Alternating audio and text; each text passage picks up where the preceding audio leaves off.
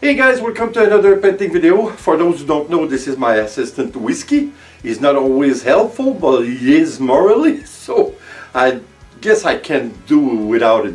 So anyway guys, we're gonna do something special. We're gonna do like the title say, we're gonna do the bouncing funnel with a few colors inside on a black backdrop. I think it's going to be interesting. We're going to make something like a cloud or something like that, something that you would see in space or something like that. So I think it's going to be a little different. So let's go and try it, and let's come back at the end to talk about it. Let's go.